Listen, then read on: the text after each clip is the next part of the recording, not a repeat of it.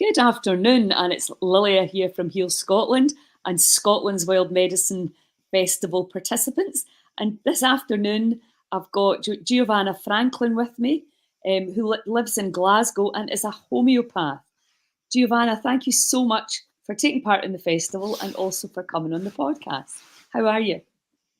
I'm great, and thank you. Thank you so much for having me.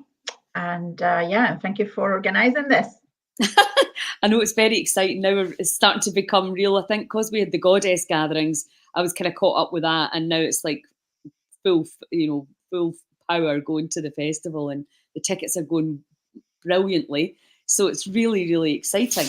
So homeopathy, now this is something that I've been into for a long, long time. I used to have a friend who did it in Upnobin, actually. I don't know if you would maybe know her. I don't know if there's a small homeopathic network. Kim was her name. Anyway. No, I don't. It doesn't resonate, but I do know quite a few homeopaths around Glasgow area and Scotland. Yes, and we all know each other. Yeah, it's a small world. Yes, well, that's what I figured.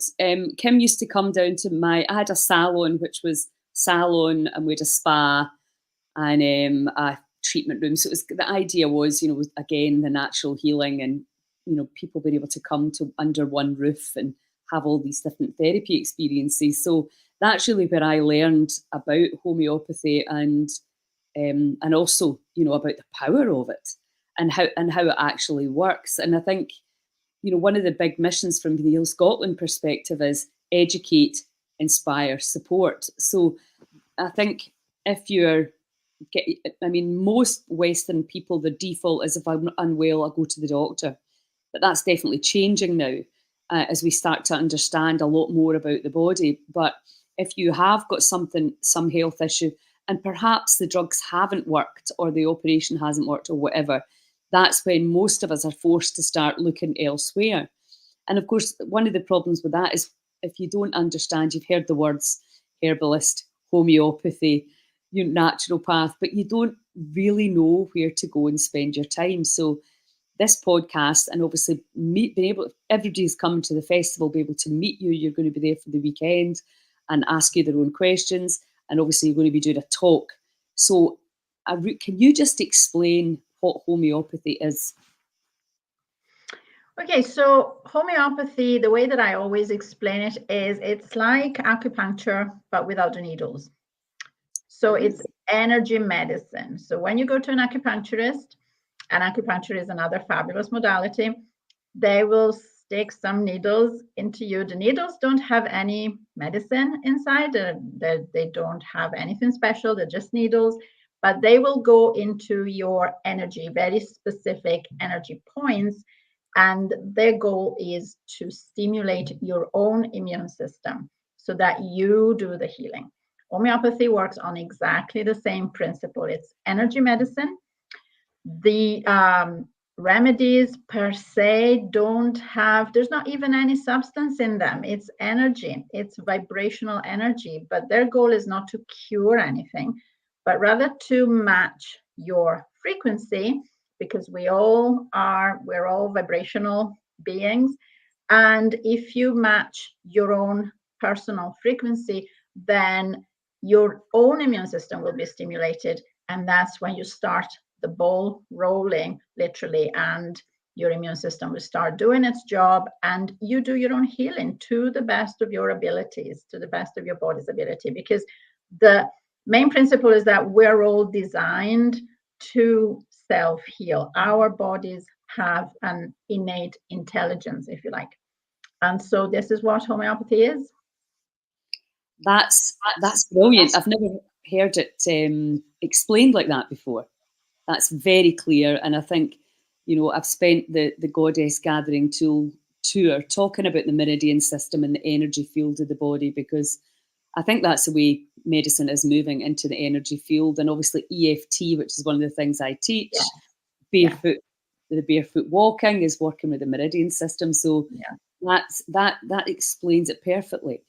So it's frequency, and it's helping to, well, my friend always used to say it's like cleaning your drains, getting all the leaves, all the old stuff stuck. Yes. So How did you get into it? What was I was interested in, the journey into these different modalities. Okay, so if you ask any homeopath, there's basically two types of homeopaths in the sense of where they started. So there are the homeopaths who are born into homeopathy because their parents were into homeopathy or are homeopaths. And then the other side is people who fell into homeopathy because that was really literally the last resort. They could not find anything else that worked. And that's my case. But there are so many like me. So my son was diagnosed with autism when he was little. He was nonverbal. He had behavioral issues. He had cognitive issues, clearly. And I was told that there was absolutely nothing I could do. I just had to accept this. And I don't like the word no. And I don't like when people tell me, I mean, I totally respect everybody's opinion, but I need to understand. So, when you're faced with something where they tell you you can't do anything about it. Why? Because you can't. But have you tried? No, but we know that we can't. Well, how do you know if you didn't try? So that was the kind of conversation that I had initially. And so I thought, well, there has to be something that I can do. And I'm not talking about cure, I'm not talking about full recovery or whatever, but I just wanted my son to be happy and to express himself and be free to express himself. And he wasn't. So I started looking, and so I went into functional medicine and biomedicine and tried all the doctors and all the potions and all of the tests and everything. And then there was nothing working. And then I finally stumbled into this lady who was a homeopath who was practicing in Stirling. And she specialized in children with complex needs. And so I went to see her. And first of all, for the first time, my son actually made eye contact with this lady. Wow. He liked this lady.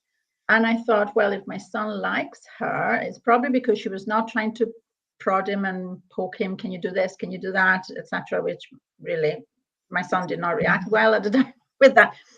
But she really treated him like a child. She smiled at him and he smiled back. And I thought, okay, so I'm staying. I like this. And then she started to give him stuff, little pellets. And I started to see very subtle shifts in him, in the way that he looked, in the way that he behaved, really subtle. And so I kept going back, but I kept asking questions because I had no idea what she was doing. I had no idea what she was giving him. And to the point where she must have been fed up and she said, you know what, here's a book, read this, and and see how you get on. And it was Miranda Castro's handbook, homeopathy handbook, which I still use for my course, Homeopathy for Beginners, because it's really, really amazingly simple, easy to understand. It's so engaging and it's practical.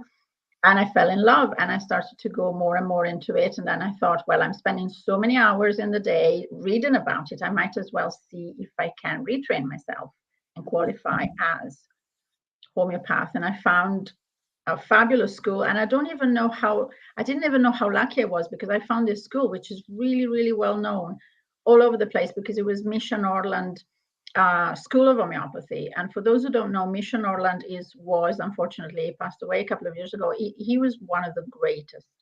Everybody knew. And I only realized when I started to talk to other homeopaths and I was saying, well, I'm studying with Mission Orland, and people would be like, oh, you didn't realize.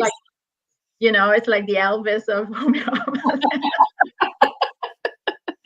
Great analogy. And so, so I had great teachers. I loved every second of the school, the clinical hours, the supervision. I was just so lucky. I just kept bumping into amazing people, amazing teachers. So that's how it started. Amazing. And tell me, how's your son now? Well, the thing is, he is completely verbal. Wow. In fact, he's too verbal. I wish he would stop. He's a teenager now, so he's got all the teenage stuff going on. and he's in secondary school, and he's really doing well. I mean, he is autistic, yes, you can tell. He has his little obsession, his passions. He's passionate about trains, and he loves technical stuff. But he can express himself. That's what I want. I just want him to be happy. He can have friends. He was always desperate to connect with other people. He just didn't know how to. And he just, he has a life. That's all I asked. I don't care about, curing this or that. As long as you can have the freedom of expression. That's what health is. The definition of health is freedom to express your creative being. That's why they say that even Stephen Hawking, he was the healthiest person on the planet, even with all his physical issues. But he had this amazing mind. He could create concepts and theories and books and everything from a wheelchair. How amazing is that? So that's what I wanted. So yeah. That's so lovely to hear, because I think as a parent, probably your child having friends, although we probably don't articulate or think about it because usually it's kind of taken for granted. It must be very hard if they can't have friends, and if they can't communicate, then how does that work? Especially, has he got any siblings? Have you just got one? No, I have a daughter. I had a daughter first, and so that's also a blessing because he was never on his own, and he had his bigger sister as a model to learn things. Yes. But you can tell the difference. And my daughter, always having friends, going out and this and that. He was always desperate. And you also get children who don't want to communicate, who are happy not to. There is there's so many different. It's a spectrum, so many different shades of this. And some people, even as adults, they are comfortable with themselves. They don't necessarily need to, and that's absolutely fine. And I would have been fine with that, but I could tell my son, even at from an early age, he just loved parties. He loved gathering people. He used to hate the fact that his birthday is on Christmas Day. All right. He hate that because he an opportunity. Yeah, he couldn't have parties. He couldn't have friends over because, of course, it's Christmas and everybody's with their own families. So we used to have to organize his birthday in June so that he could invite as many people as possible, because that's what he loves. He loves having people around the house, having people over. So I could see he was not getting what he needed. He's really a social guy, social being, and he loves to share. So I had to do something, at least try to make it happen for him. That's a lovely story, really lovely story. So do you find then, do people come to you with say children's, I can't remember the phrase that you used. Complex children. I like to, yes. Because there's so many labels these days. There's ADHD. I know I much prefer that term. It sounds, because let's face it, we all have complex needs, but I think that that kind of sums it up without making it there's something wrong, Exactly, because there isn't anything wrong. It's just understanding and giving the body the chance, because in most cases, yes, there are also underlying issues, usually toxins. And so I work with that, and we do that. So yeah, that's one of my specialisms, and I work with families, with children.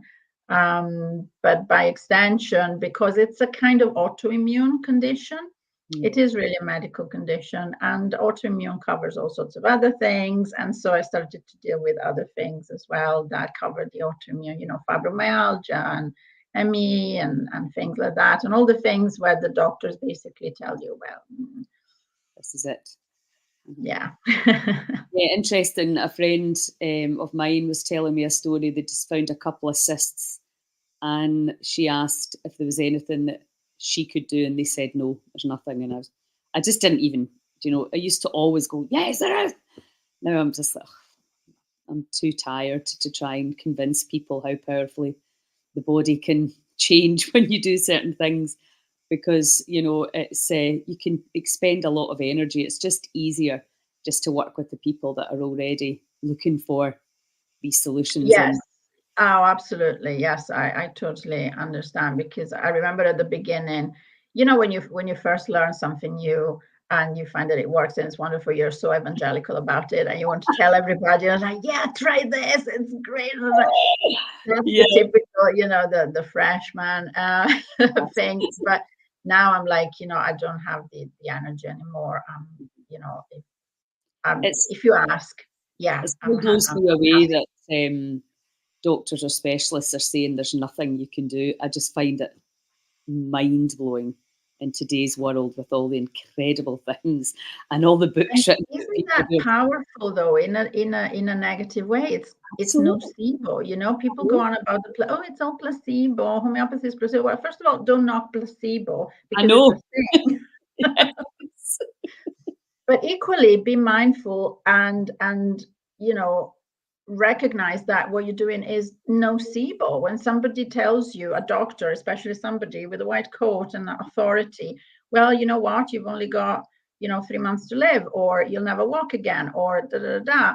That's it. That for so many people, that's it. That's a self-fulfilling prophecy. Yeah, It I know. completely overpowers you. Yeah, and obviously some people are so much more suggestible than others, you know, and I think so people take on that information. Like you or I would be like, watch this space. But other Mhm. people just capitulate to to that narrative, and it can be very difficult. You know, I tend to work with people who have been diagnosed terminal, and very often they've been given a pretty horrific, you know, description to go with what that's going to mean. And for me, trying Mhm. to help them let go of it, you know, it's a challenge because if you've taken it on like that to Yeah. you know, to unhear it and to really truly think it's just like that elephant in the room that they've warned me. It's like ancient witchcraft. It's that hexing, isn't it? It's like, It is. And it's, again, it's about frequencies, because we don't realize how powerful our words are mhm, when we say something that's literally a spell. I You know, go into, you emit, you give out, you share a vibration, and the vibration can be high or it can be low. mhm, That's why, you know, listening to the news is not healthy. It's low vibration, fear and rage and anger and fear and more rage and more anger, and no, well, that's how you that's get controlled. They knew that yeah. from Cambridge Analytica and the Great Hack. They set out, they can tell by the 15,000 pieces of information they have on each one of us who is, to use their word, suggestible. And then Mhm. when they discover that you are this percentage of people who they then target the videos to instigate two emotions, anger and fear. And by doing that, you and I wouldn't get the videos, but the suggestible people are getting them, and they're coming to get your schools, they're coming to all your hospital places. You know, it's Mhm. all of this, and then before you know it, you've got people voting or buying or you know a certain way. It is, I mean, it's clever, Mhm. but it's evil genius. Yes, yeah, it is evil genius, yes. But that's what all the algorithms are about, and Yeah, they have perfected this art. It's always been there. I think that powerful people have always used it since the Adam and Eve, but yeah, now they've got tools. yeah. And I mean, I think if you've watched The Great Hack, I don't think they really understood how well it was going to work. Actually, how suggestible humans are. It's quite mind blowing. It's very, very interesting to understand how you can brainwash people. And yeah, so we're going to try and do that for the good. So let's talk about the festival. So Yes. tell us what you're going to talk about at the festival, because we're having this whole tent, which is like come and meet Giovanna, the homeopath, and I'm sure you've got other strings to your bow as well, like most of us have. We end up doing it, taking other things in and making our practice our own, you know, usually from the things that have worked on us or on our family and clients. So can you tell us about what people can expect? Okay, so for this festival specifically, I'm going to talk about Bach flower remedies. And one of the reasons why I'm going to do this is because there's only a very limited number of flower essences. There's 38. So a workshop on homeopathy is like, how long is a piece of string? And, there are at the moment about 9,000 different homeopathic remedies. Wow. So I can't go there. I mean, either Yeah. everybody's going to fall asleep or, it's not going to work. But the idea is really to give everybody, we're talking about educating people, giving people tools to use for themselves. And Bach flower remedies are one of these tools. So there's only 38 of them. They're really easy to use. You don't need any. Yeah, okay. You can go on a course. I'm gonna do a course about that later on. However, what I'm going to show you is how you can use them for yourself, and you can mix and match, and also, of course, how they can help you. And the way that they help is on an energetic level. What does that mean? So yes, I've already said that homeopathy works on an energy. It's energy medicine that also works on your physical. It works on your physical level, mental level, spiritual level. Bach remedies work really on the energetic level, on the in the auric field, what was called aura. And now even science has recognized that we all have an electromagnetic field. And when you say electromagnetic field, it sounds more scientific than aura and more kind of legit, but it's the same thing. And so, so if you have, I'm going to come with practical tools so that after my explanation, people can also come up and say, okay, I'm going to have some forms where they can push, okay, what's my biggest issue right now? There's going to be a list. Is it depression? Is it sleep issue? Is it feeling overwhelmed? Is it exhaustion? And then we can talk about how and which remedy can work best for you. And you can mix and match and make your own combination remedy on the spot. I can show you how to do that, and you can do that for yourself, and you can take home your little bottle of recalibration. So it's all about rebalancing. Bach remedies are not technically considered homeopathic remedies because they're not made in the same way as homeopathic remedies. I don't want to go into the weeds and there's all sort of technicalities, but the main thing is that they are incredibly effective. And in fact, I used to be very snobbish about Bach remedies because it was not homeopathy. And so I thought, yeah, they only work on, if you're in a bad mood or something like that. And then I had a case of this lady. I was treating her for thyroid dysfunction. She was doing really well, but there was this thing that was still there, that she could not sleep. She couldn't fall asleep because she kept going on. She was, the typical, I can't switch off. My mind keeps going round and round and round. I keep reliving everything that I did, and I start saying, oh, I should have said that. I shouldn't have said that. And I should have done this. And then I can't sleep. And homeopathy was not helping that. It was not hitting that spot. And I didn't want to mess with the prescription because she was doing well otherwise with her main issues. And so I thought, right, okay, let's try one of these drops and see what happens. And I tried white chestnut, which is exactly what she was describing. It was exactly her situation. She could not sleep, mind not switching off, thoughts going round and round. She tried it once, a few drops, boom, fall asleep like magic, like a baby. I couldn't believe it. And so I started to go more deep into that because everybody knows about, probably everybody's heard of rescue remedy. Yes. Right.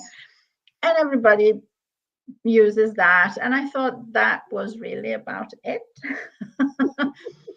But no, I really had to eat humble pie and go back, and they are so amazing that they are an integral part of my practice. Because the thing is, whatever your condition, whatever you've got going on medically, really anything, it starts before it hits the physical.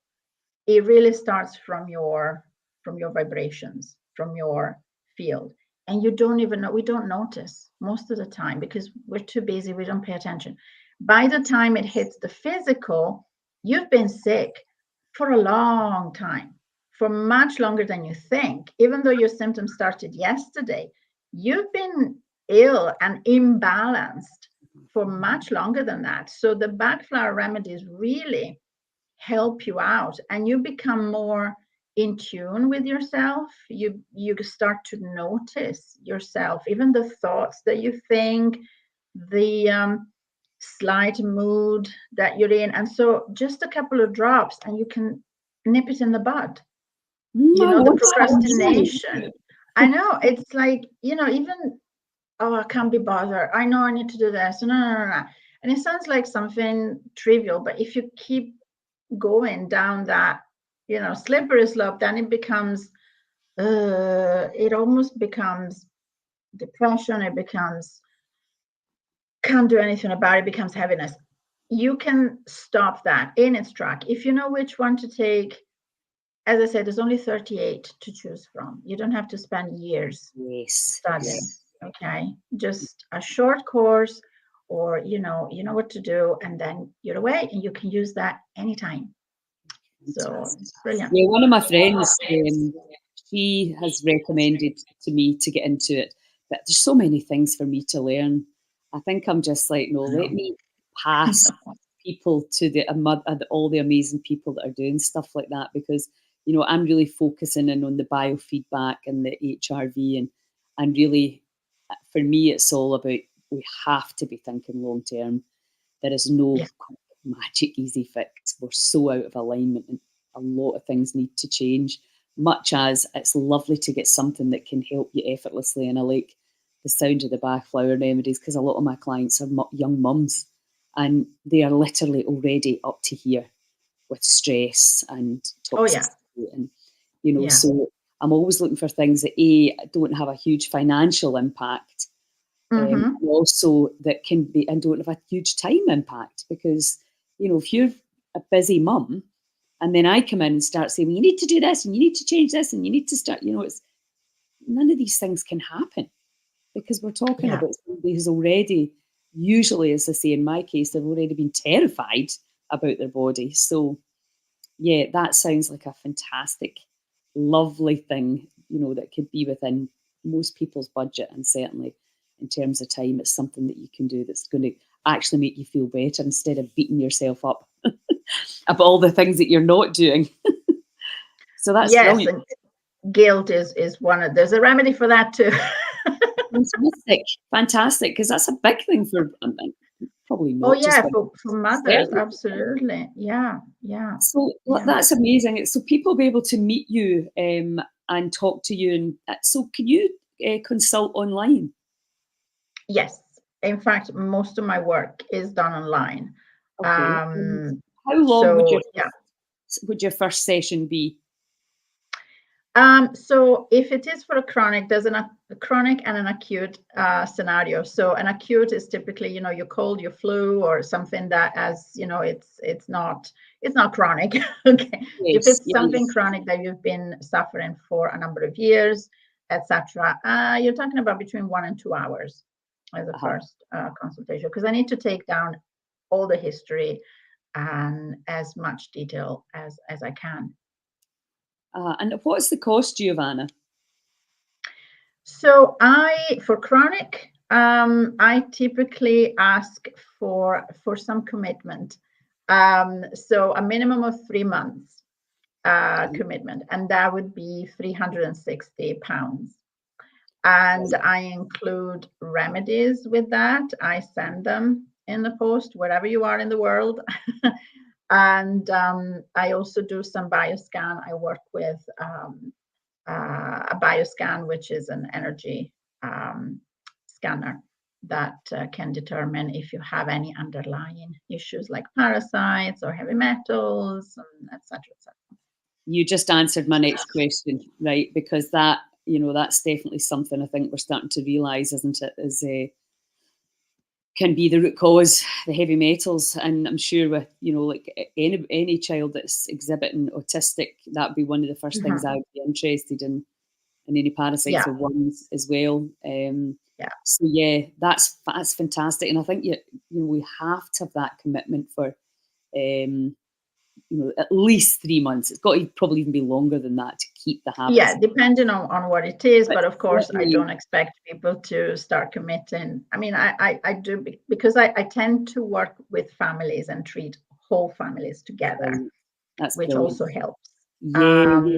So yeah. We need to do that as well when we get the healing centre in Skye.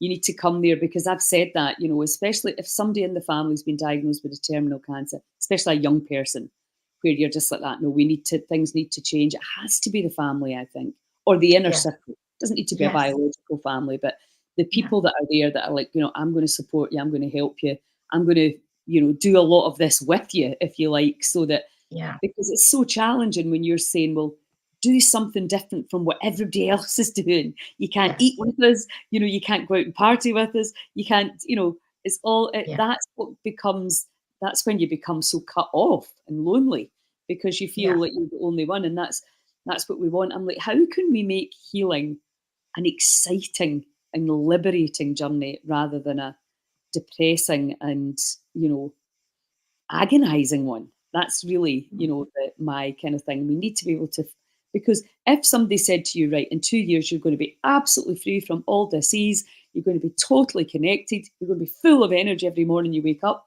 why would you not be excited about that?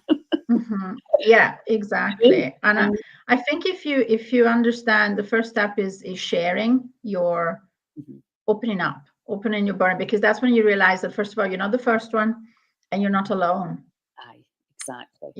And the first healing happens in the first consultation, because finally you're opening up, and you don't have that fear. Because of course, you can have friends, etc., but you don't keep telling your friends all of your problems all of the time, because they're your friends, and you don't want to, whatever, you don't want to bother people. But if you're a therapist, that's my job. I mean, sometimes patients even apologize, and I'm so sorry, and oh, I must be the worst. I must be the person with the most number of symptoms, and the most messed up. And I'm like, I'm a therapist. This is my job, first of all, and second, the first, the only one. And people come to me. I've seen it, because people don't come to me to have a chat. People come to me because they have problems. So I have seen problems before. So don't worry about it, and even just that, because you're so into your own pain, and you think, oh my gosh, I'm the only one who can help me. I'm on my own, etc. And you're not. So I think that to realize that already would make it exciting. I'm not the only one. I can talk to people. Absolutely. And it's far more fun to do it with others, whatever we're doing. It's more fun if there's a lot, and we can encourage each other. You can see that from all the cold water groups that are popping up all over the world, never mind in Scotland. It's great to see women getting together and doing these things that even just the fact that you've made yourself do it gives you a high. It's great to be able to support each other like that. So listen, thank you so much, and I'm very excited to learn more about Bach flower remedies at the festival myself, because it's now, you hear something coming to you quite a few times, and you think, oh, I think somebody's trying to tell me something here. That's right. Yes. Follow the voice. Yes, and anybody listening to this, even if you're not coming to the festival, you can come along and meet Giovanna, or you can put your website up there. People can contact you directly if they want to make an appointment with you. So I think that's absolutely fantastic. Great. I'm delighted that you're going to be there. So thank you so much for your time, and I will see you in a few short weeks. Yes. Thank you again. Bye, everybody. Cheers now.